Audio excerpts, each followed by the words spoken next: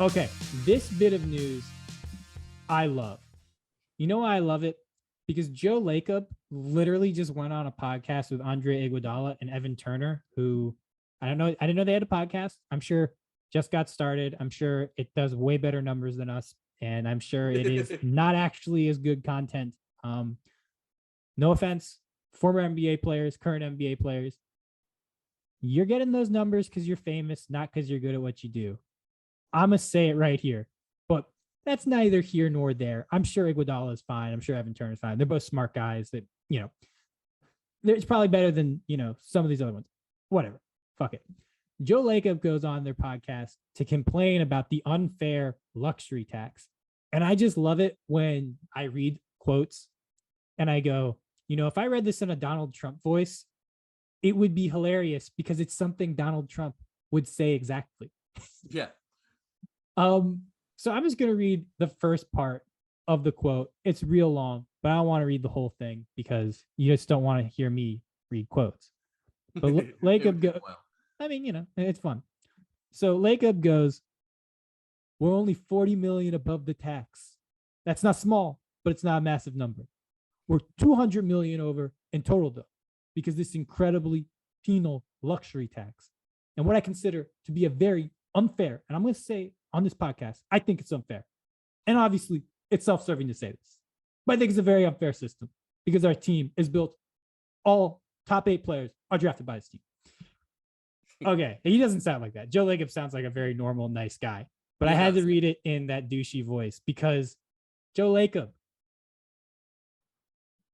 you're an NBA owner. You know why the luxury tax exists? So you don't have to pay people more money. Like how is it? It's unfair for you. It's unfair for the players. Like, what the fuck are you talking about? Like, think of it this way. And this is why it'll get to another part of this. He's mad. He's like, we're 40 million over the luxury tax, but we're really 200 million. They're spending 200 million or 160 million more dollars paying that tax. But you're willing to spend that money to field that team. So you're telling me you'd be willing to give 160 million more dollars in player contracts, presumably. Like, shut the fuck up. Like, this is the only people it's unfair to are the players because that $160 million that you're willing to pay them essentially isn't going to them. James, what are your comments on Joe Lacob? Well, look, and this bullshit.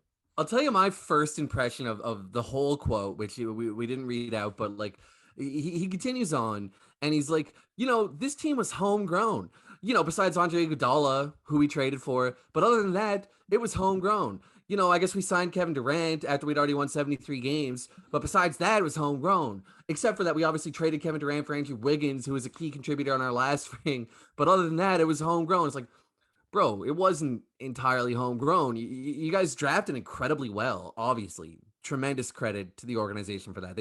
They drafted the 3 guys that ended up being the core, right? Curry, Clay, and Dre. And other than that, it's been kind of a revolving door of who are the most important players on the team. But, like, you didn't literally draft the entire team. It's like 3 times where he's like, we're homegrown, besides this, besides that, It's like, you still to an extent bought the team. I'm not holding that against you, but your willingness to go over the luxury tax has been a contributing factor to this team's success. Let's be honest, right? Yeah. Why? Here's the thing. He's mad about the luxury tax, but the other thing is the reason why his team is so good is because the luxury tax exists, and he's willing to literally look that shit in the face and say, I don't give a fuck.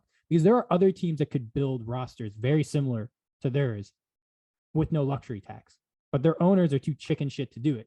He's not. Like, it's actually an advantage that he is not scared of the luxury tax, and it's not it's unfair in that you're the only guy that's not scared of it. Like, I think it's helping the Warriors win in a very real sense. Yeah, 100% it is. Yeah. So, yeah, basically just like so much credit to him and the organization at large, but this is dumb. He's talking like an idiot here. Like, there's nothing unfair. It's very frustrating as a fan of like virtually any other team to hear this guy talk about how unfair the system is for the Golden State Warriors, like, sorry that you don't have Giannis and fucking Jokic and Embiid and Harden, like so sorry that you've only won what 4 championships in the past 7 years or whatever it is. Like, really unfair stuff. Yeah. The final thing that I want to touch on is his final Harding quote, or part of the quote. And he does this, and this is my favorite part, is he's like, look, the luxury tax is unfair, but only when it affects me in the way that it affects me. He's like, I don't think the luxury tax is bad. He says, I think you should be paying a high luxury tax if you're using it to go and get free agents to outspend your competition. But if you're developing your own guys and paying Steph Curry what he deserves and Klay Thompson what he deserves, doesn't mention Draymond Green because he knows Draymond's underpaid, and also no one likes defense. And he continues, why am I paying $200 million in luxury tax? I don't think that's fair. Bro, you're paying $200 million in luxury tax, which means you're not actually paying Steph Curry and Klay Thompson what they deserve, because there's $200 million this season that you're spending on player salaries that aren't going to the players. Hence, you literally cannot be paying them what they deserve, because what they deserved was to get some of that $200 million, which they are not. Am I wrong for saying that? No, you're right for saying that. Let me add this also, right? Like, if what he's trying to suggest is that the luxury tax should be modified so that it penalizes teams that build through free agency and rewards teams that build through the draft, like, that absolutely doesn't make sense. You don't want to de-incentivize free agency. Those have never been the terms of the agreement. Like this is the game. You had 3 pools from which you can acquire talent: by trade, by a free agency, by a draft, and they're all however you want to do it. Like, we all love homegrown teams, myself included, but there are other routes that you can take to build a contender, and we don't want to dissuade teams from taking those routes, right? I don't think. Also, it's like, the thing I guess I'm mind of is like, he talks about, oh, like, well, we traded for Iguodala, but we had his bird rights. Oh, okay. So like that makes it more okay. It's just, look, man, these rich people, when you get to a certain level of rich and you have a certain amount of success, what ends up happening is your view of the world is skewed. Yeah. Joe Lacob, you can't fucking say shit is unfair. You just won an NBA championship. Like, did you come out after the cap spiked and like you'd signed Steph Curry to like a below market rate deal because his ankles had been garbage, and before Klay Thompson had gotten a massive extension, and before Draymond had gotten a massive extension, and then the cap spiked and you're able to sign Kevin Durant with cap space? Did you come out and say, well, like, we should have really smoothed the cap, it was really unfair that we had all of that, and it's kind of bullshit that, like, that's right, Steph Curry was so underpaid, and second round picks like Draymond get paid nothing, so like we basically was on like less than a minimum? That's not really fair. No, you didn't say that. Why? Because shut the fuck up. Like, it's just because something is annoying doesn't mean it's unfair. You know what's unfair? You're spending $200 million to give to other rich billionaires who didn't want to spend a lot of money so they can make money, instead of giving it to the players who deserve it. That's what's not fair.